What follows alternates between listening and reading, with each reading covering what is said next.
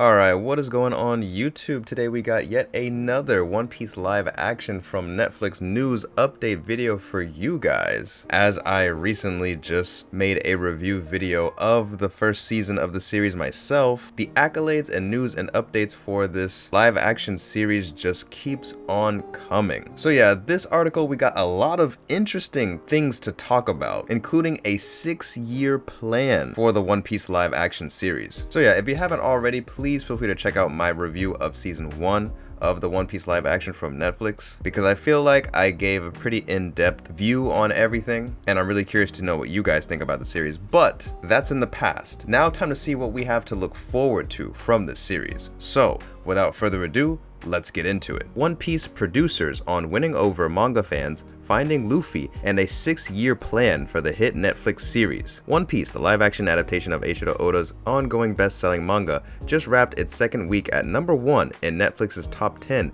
with another dominating performance internationally, and in what is becoming a rite of passage for every series that hits it big with young adults these days. Like Netflix's Wednesday, One Piece sparked a TikTok craze with tributes to its demented villain Buggy. In an interview with Deadline, One Piece executive producers Tomorrow Studios, Marty Adelstein, and Becky Clements spoke about how the tide turned on TikTok, with skeptical fans of the manga and anime series embracing the live-action adaptation of the story about a young man and his pirate crew's search for the fabled One Piece treasure. Both Becky and I have been involved in a lot of successful shows, but in your career, you dream about one like this, Adelstein said. And if you're lucky, you get one like this that resonates so large, and there's such awareness of, and people have a love of the source material. For Tomorrow Studios, One Piece was a follow-up to another live-action series based on a beloved anime, Cowboy Bebop, which didn't go beyond one season. Adelstein and Clement shared lessons they learned on that show that they applied to One Piece, spoke about assembling the young cast, and particularly the expensive talent search for the lead role of Luffy, which went to Mexican actor Iñaki Godoy, and revealed how Prison Break, a series Adelstein once executive produced, helped him land the rights to One Piece. The two veteran TV producers also discussed making use of pirate ships originally built for Star's Black Sails in South Africa, shared their favorite moments from season 1, and how that finale credit scene sets up a potential second season. Adelstein and Clements declined to address the status of season 2, but One Piece is believed to have finished scripts in anticipation of a likely renewal. They also spoke of their long-term plans for the show and how many seasons they think it could go on for. Additionally, the producers also discussed adapting other mangas for television, revealed 2 high-profile series in the works. So I'm just going to go over the most important questions from the interview. So first question, one can never really predict the success of a series these days, but is this close to what you were hoping for in terms of the reaction to One Piece and its viewership numbers? Adelstein responded, "It was not totally unexpected because we really loved the series. We were a bit cautious having gone through our last anime adaptation, but we felt really good coming into it. The really nice thing is we were facing some headwinds from the fans who weren't necessarily expecting something as good as they got." Next question. What is the best validation you have seen from fans? Adelstein said, "The people in the office have shown us a lot of TikTok videos of people saying this is going to be awful, this is going to be terrible, and then they brought in TikTok videos of the same people going, I was so wrong, this is so good." So real skeptics have turned around and really have praised the show and have been very happy with it and very surprised at how good it was. Next question. Marty, you have long-time ties to Japan. You've been traveling there regularly for years. Talk about your history with the anime genre and how it led to One Piece. And then Adelstein said, "Nick Louie, who was my assistant at the time, and I got very excited about the possibility because we had seen a lot of these anime take 10 to 15 years to get made as movies, and our take was we could get them done much quicker as television shows, and more people would see them than movies. We hired 2 people in Japan who worked for us and facilitated the relationships, and we would go 3 or 4 times a year and meet with them. And finally we broke through. It was very funny. Oda was not initially going to do it, but when he heard I was involved in Prison Break, he got very excited about it. Let us have the rights, especially with Asia and Japan. You can't do anything on the phone. You have to show up in person face to face. It's very important to that culture." Next question.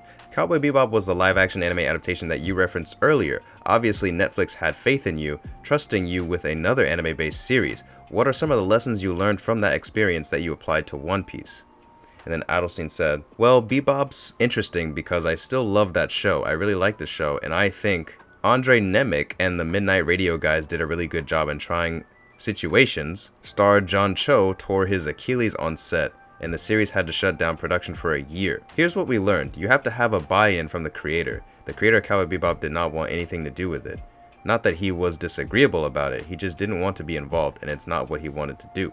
So having the buy-in of the creator, having Oda buy into this and bless it, made a big difference. But I think the main lesson was Cowboy Bebop was an adaptation. With One Piece we learned that you have to stay very close to the characters that the creator created, that people wanted to see Luffy as Luffy and embody all the characteristics that he had. So we stayed much closer, in fact, as close as we could to the original to get the fans buy-in, and that seemed to be the thing that made the difference. Next question. The cast of the series, which come from different corners of the world, the US, UK, Australia, Mexico, Japan, are getting praise from fans. Have you assembled the Straw Hat crew? And what was the hardest part to cast? We knew that finding Luffy was the most critical part of probably the whole show. Someone who, when they smile, it lights up the screen, the way it does in the manga and the anime. That was probably the part that we were most concerned about because he is the cornerstone of the entire spirit of the show. And when we saw Iñaki, it was unanimous. He has, as a human, this great spirit, this enthusiasm, the way he approached the role. Once we got Iñaki, we could breathe, and he just pulled it off. Obviously, acting skill is important, but the lead cast all embodied what we wanted to do with the live-action version of these characters.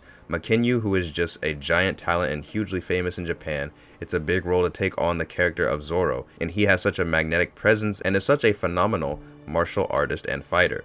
Showrunner creator Matt Owens has known Emily Rudd for years, and she's a big anime fan. Emily was our first person where he said, I think Emily would be a great Nami. And we said, oh, absolutely. Each of these actors live their lives in a very direct, present, interesting way. And they are supremely close. They spend a lot of time together in South Africa, and they travel around the world. And so to us, that was so validating. Next question. Did Iñaki audition because he also had done a popular Netflix Mexican series, so he must have been on their radar? How did he get the role? Clement said, no, he auditioned for us, and I have to be honest, we weren't even aware of the Netflix series when we thought he was the guy. And then as we investigated, we thought, oh, this is going to be complicated, but they were very supportive of trying to figure it out between the two series if needed. Next question. How many young actors did you see for Luffy? Clement said, definitely over 100 from all corners of the world. We really tried to stay true to the backstory, the origin of all the characters that Oda created. We were focused on supporting that. Next question.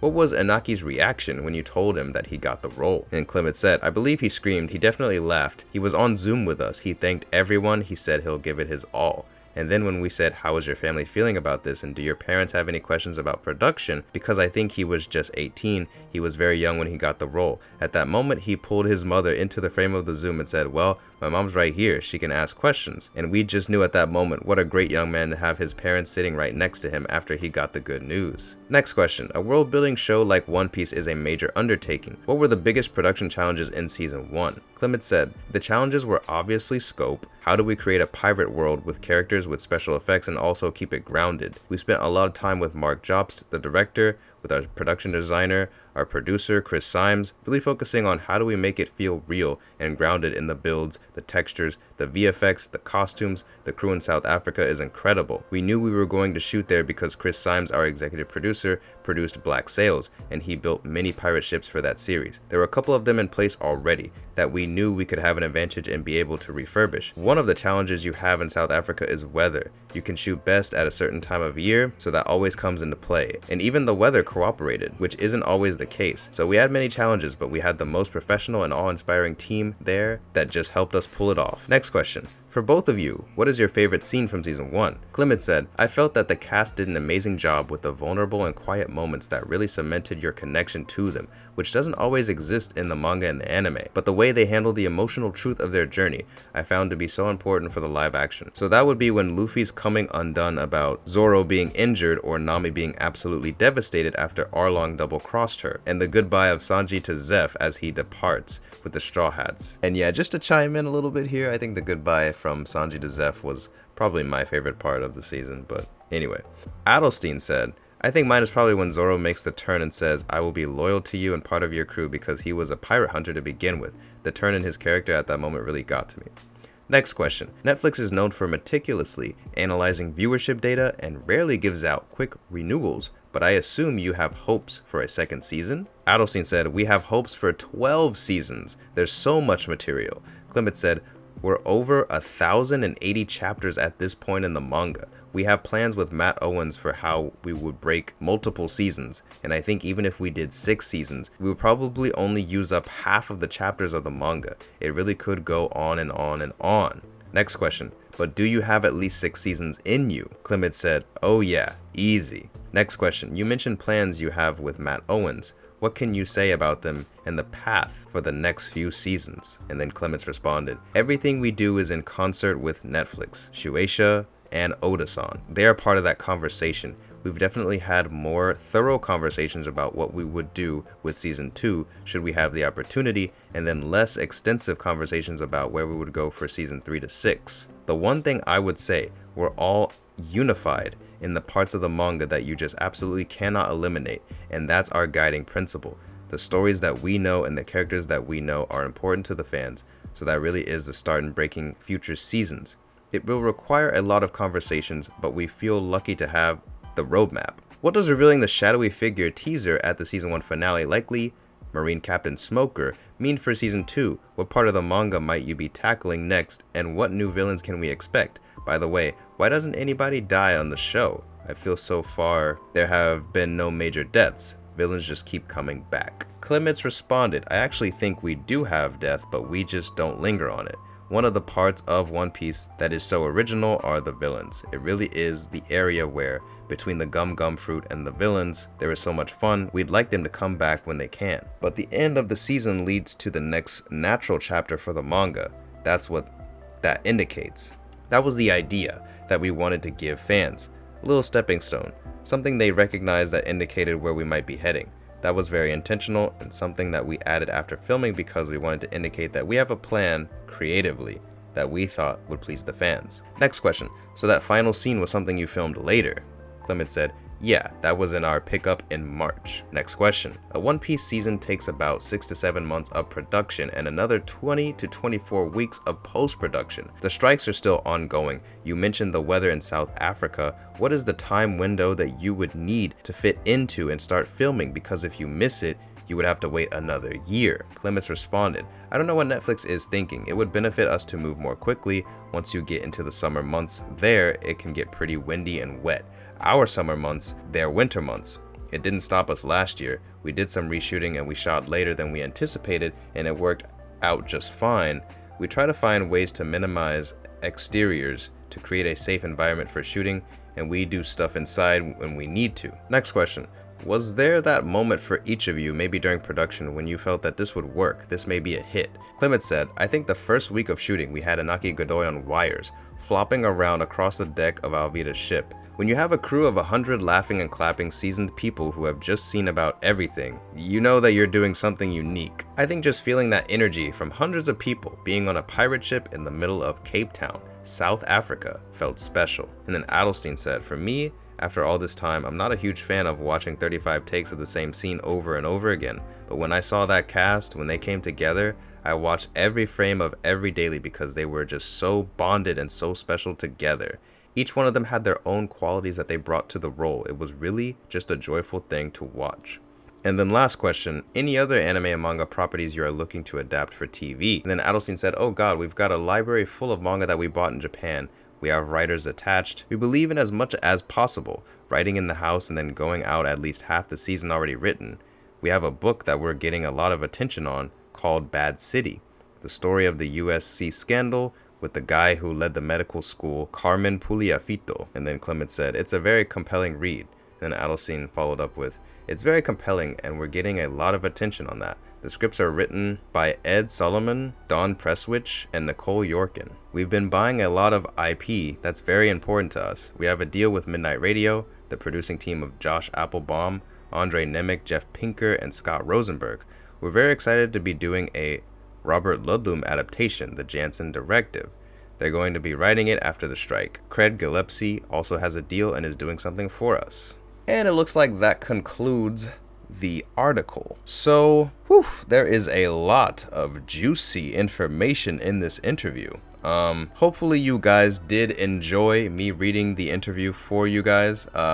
I'm probably going to make a separate video breaking down some of the information, or at least talking about some speculation regarding the information in this interview, because I feel like, you know, after reading all of that, I want to just kind of end the video now because I don't want to make it too long. But yeah, I think I'll make another video if I think further about some of the stuff that actually was talked about in this article. But yeah, what do you guys think about everything we talked about in this article? Are you guys excited for 6, potentially 12 seasons of the live action One Piece? And do you think they all are gonna live up to the hype that this season 1 lived up to? Let me know all your guys' thoughts in the comments below. Please leave a like on the video and subscribe if you haven't already. That helps me out a ton. And as always, thank you guys so much for watching. I really appreciate it. And I'll see y'all in the next video.